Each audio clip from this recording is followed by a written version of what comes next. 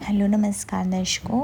ये रिश्ता क्या कहलाता में आप सभी का स्वागत है आज के एपिसोड में, जहाँ पे हम देख रहे थे अभीर बोलता है अभीरा से कि लगता है अभी ज़ख्म भरे नहीं। अभीरा बोलती है जवाब मिल गया तभी, क्योंकि वह इसलिए बोलती क्योंकि कियारा जो होती है वह जैसे अभीर को देखे अनकम्फर्टेबल हो जाती है और चली जाती है।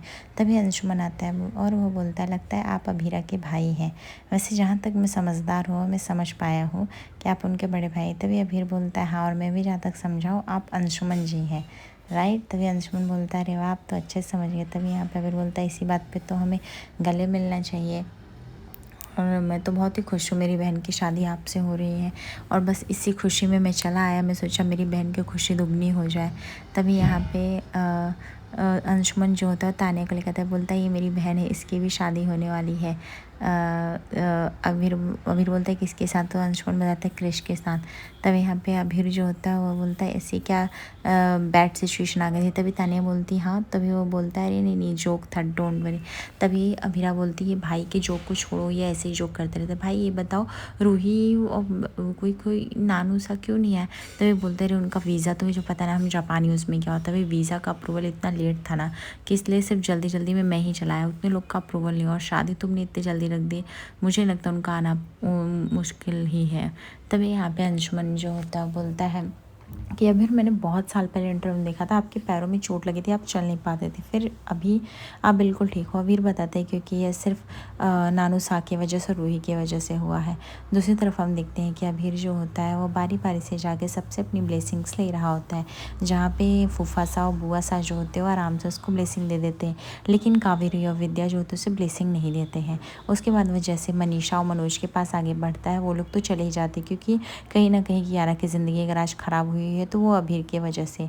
अभीर जो होता है एक कदम आगे बढ़ाता है। तभी कृष बोलता है ना ना, अभी मेरे पास आने की कोशिश भी मत करना गले मिलने की। तभी अभीर बोलता है कि वैसे तो मैं तुम्हें बहुत मिस किया हूँ, फ्लाइट में था तभी सोच रहा था कब उतर के तुम्हें गले मिलूँगा।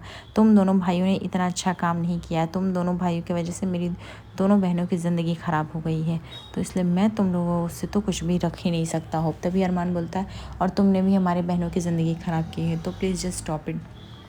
अभीर बोलता है कि बस आई होप कि तुम हमारी ज़िंदगी से हमेशा के लिए निकल जाओ और मेरी बहन की ज़िंदगी से तो हमेशा के लिए। उसके बाद अभीरा ज्योति समझ जाती है कि अभीर के मन में कितना कुछ भरा हुआ है। उसके बाद यहाँ पे अभीर बोलता है आप लोग बुरा मत मानिए, आप लोग गोए का हाउस रह सकते हैं, मैं नहीं चाहता मेरी बहन की वेन्यू इस तरह से ख़राब हो, वो बहुत बड़ा भी है और आपके लिए कंफर्टेबल भी रहेगा। दूसरी तरफ हम देखते हैं कि यहाँ पे गीतांजलि जो थी पैकिंग कर रहे थे। तभी अरमान बोलता है तुम जा रही हो गीतांजलि, आई नो कि तुम्हें यहाँ पे काफ़ी डिस्कम्फर्ट लग रहा है और मुझे पता है कि तुम यहाँ पे नहीं रुकने वाली, इसलिए तुम चली जाओगी।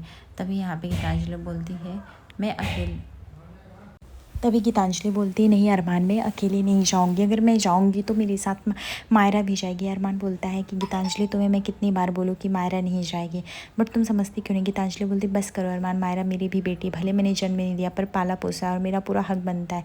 मायरा जो होती है वो बोलती है गीतू मुझे ज़रा भी जाने का मन नहीं है, अभी हम लोग बहुत बिग हाउस में जाएंगे, इंजॉय करेंगे, प्लीज़ गीतू आप भी मत जाओ ना। तभी गीतांजलि की आंखों में आंसू भरा था। दूसरी तरफ हम देखते हैं अभीरा जो होती है वह दरवाज़ा खोलती है गोई का हाउस, और उसकी यादें मानो फिर से ताज़ा हो जाती हैं। उसकी याद कि कैसे उस घर में वो आई थी, उसके नानू सा वेलकम किए थे, और अरमान भी उसको अरमान को यादें ताज़ा होती कि कैसे वो मनाने के लिए अभीरा के आसपास आ गया था। सबकी अपनी अपनी यादें जुड़ी रहती हैं, कियारा की अलग, अभीर की अलग।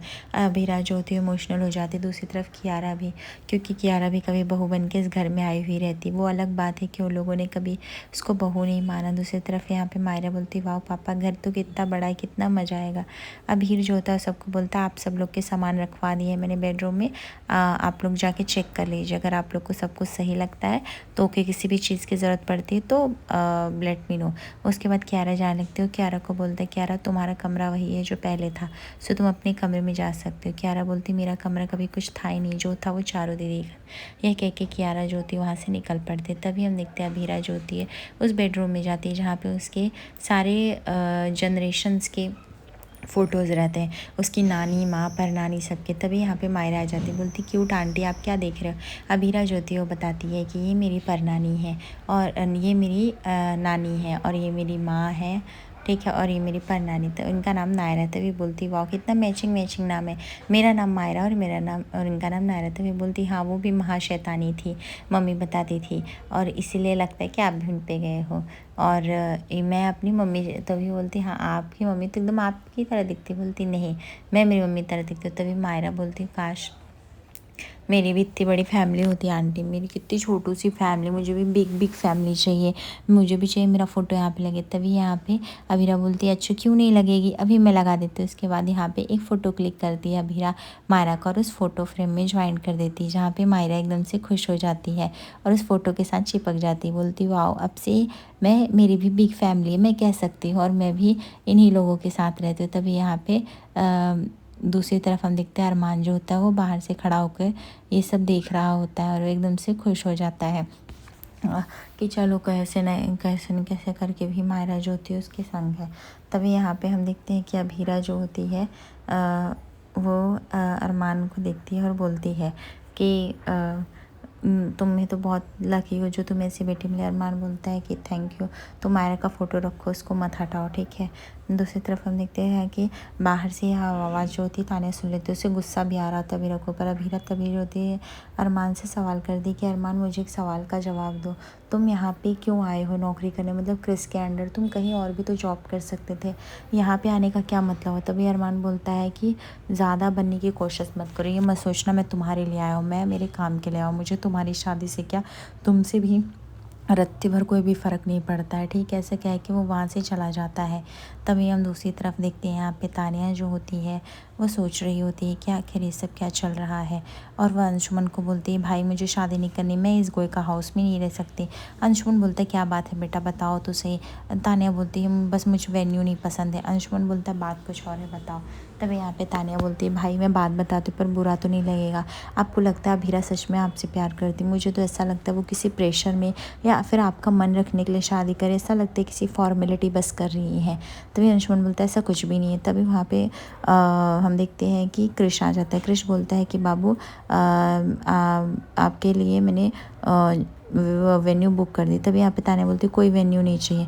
तभी कृष बोलता है अरे यही वेन्यू जो पेरिस से आप कब से मंगा रहे थे वेन्यू, वो वाला वेन्यू बुक किया, सेम डेकोरेशन जो आपको चाहिए था। तभी यहाँ पे ताने बोलती बाबू मैंने तो कितना ट्राई किया एक्स्ट्रा फीस भी देने को बट नहीं हुआ, आप कैसे ये सब मैनेज कर लेते, खुशी खुशी गले लग जाती। तभी अंशुमन जो होता है चला जाता है, उसको लगता है कि शायद मैं कृष के बारे में गलत सोचता हूँ। कृष जो होता है वह बहुत ही खुश होता है, उसको लगता है कि वह तानिया को अपनी जाल में फंसा रहा होता है।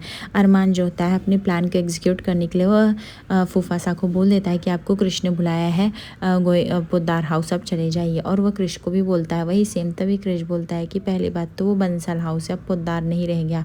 तभी अरमान बोलता है हाँ ठीक है वही जो आपने बोला, गलती हुई मेरी। तभी कृष बोलता है ठीक है मैं जाता हूँ, और उसके बाद वह अरमान से बोल के वह निकल जाता है। तभी यहाँ पे अरमान अभीर के पास जाता है और बोलता है वहाँ पे अभीरा के कुछ सामान है जो कि लेके आने हैं और वो तुम्हें ही जाके लेके आने पड़ेंगे। उसके बाद वह अभीर को भी भेज देता। तभी वह अपने चाचा साहब से कहता है चाचा साहब प्लान हमारा एकदम परफेक्ट रहा है। दूसरी तरफ हम देखते हैं यहाँ पे विद्या और मनीषा और मासा सभी लोग बैठे रहते, सारी लेडीज़ ग्रुप बैठी रहती, जहाँ पे मासा बोलते हैं कि कुछ तो डांस गाना होना ही चाहिए। तभी विद्या बोलती मासा आपको तो पता है मेरी अभी भी सर्जरी, मेरा तो ज़रा भी इच्छा भी नहीं हो रही ना मुझे डांस आ रहा है। तभी मनीषा बोलती है और मासा मुझे भी बहुत नींद आ रही है, मैं तो डांस कर ही नहीं पाऊँगी। तभी यहाँ पे मासा बोलती है अच्छा इससे पहले तो कुछ नहीं आ रहा था, तुम दोनों का जो नाटक है ना वो सब मुझे समझ में आता है, ठीक है, और तुम दोनों की एक बात नहीं चलेगी, और वैसे भी हमने सोचा है लड़की के लिए हम सूरजमुखी के फूलों का डेकोरेशन करें। क्यारा बोलती हाँ और मैंने भी तो सोचा भाभी के लिए ये आउटफिट एकदम बेस्ट रहेगा। और दूसरी तरफ हम काजल भी बोलती है कि अभीरा तुम देखो अपनी मनपसंद का खाना क्या मंगाना है क्या बनवाना है वो सब कर लेना अपनी खुशी खुशी, ठीक है। यह देख के तानिया को काफ़ी गुस्सा आ रहा होता है। अभीरा बोलती है अब ठीक है आप लोग जो करें। तानिया बोलती है कि बस बहुत हो गया, मुझे नहीं रहना है यहाँ पे, आप लोग भूल रहे हो कि मेरी भी शादी में भी ब्राइड ऊपर किसी को कुछ फ़र्क ही नहीं पड़ रहा है। दूसरी तरफ हम देखते हैं आके अरमान जो था बैचलर्स पार्टी ऑर्गेनाइज़ करता है, जहाँ पे अभीर अंशुमन सभी लोग वहाँ पे मौजूद रहते हैं, जहाँ पे अरमान बोलता है कि यह पार्टी जो है मिस अभीरा और अंशुमन एंड ऋषि और तानिया जी के नाम पे है, so please shares groom to be. उसके बाद यहाँ पे अंशुमन जो होता है बोलता है अरमान जस्ट स्टॉप इट, मैंने कितनी बार बोला है कि मुझे ये सब पार्टी करने में कोई दिलचस्पी नहीं है, इनफैक्ट अभीरा को भी ये सब नहीं पसंद पसंद है और मैं यहाँ से जा रहा हूँ। तभी अरमान जो होता है दौड़ के आता है अंशुमन के पास और वो बोलता है कि अंशुमन प्लीज़ नाराज़ मत हो, मैं एक मैनेजर हूँ, मेरी ड्यूटी जो भी डेकोरेशन इंतज़ाम करना है सिर्फ वही कर रहा हूँ, इससे ज़्यादा कुछ भी नहीं। अभीर भी समझाता है कि अंशुमन जस्ट रिलैक्स, ही पार्ट है इंजॉय करने का, दैट्स इट, इतना तो हम कर ही सकते हैं। उसके बाद अंशुमन जो होता है वह कहीं ना कहीं क्रिश अभीर की बात से एग्री हो जाता है। दूसरी तरफ हम देखते हैं कि यहाँ पे तानिया जो होती है बोलती कोई भी मेरी पसंद की बात ही नहीं करा। अभीरा बोलती है इट्स ओके, कोई बात नहीं, अभी सब लोग तुम्हारी पसंद की बात करेंगे। कियारा जो होती है वो बोलती है कि ठीक है हम काम करते दोनों लोग की पसंद का बनाते हैं। अभीरा बोलती बिल्कुल भी नहीं, मेरी तो दूसरी शादी, कोई पहली शादी थोड़ी है, जो भी होगा तानिया की पसंद का होगा, तानिया की पसंद ही मेरी पसंद है। दूर खड़ी गीतांजलि सोच रही थी कि अभीरा ऐसे कैसे हैं, अपनी खुशी के बारे में सोच, दूसरों की हर खुशियों में एडजस्ट हो जाती है।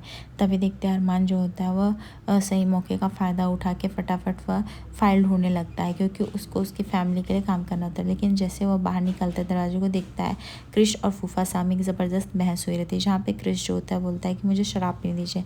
तभी यहाँ पे उसके पापा बोलते हैं कोई ज़रूरत नहीं है, मैंने आज तक शराब को हाथ नहीं लगाया, तुम लगाओगे। तभी क्रिश बोलता है जो आपने नहीं किया वो तो मैंने किया ना, आपसे पोदार हाउस ऑफ फम तो नाम हुआ नहीं, वो सब मेरी देन की वजह से हुआ, आपने तो सिर्फ उस पोदार फम में अपना एक चीफ के रूप में सिर्फ नाम रजिस्टर कराया था और कुछ भी नहीं, मैंने सब करके दिया है, आपकी चलती तो कुछ होती ही नहीं, आप तो वैसे भी कुछ करने लायक थे ही नहीं।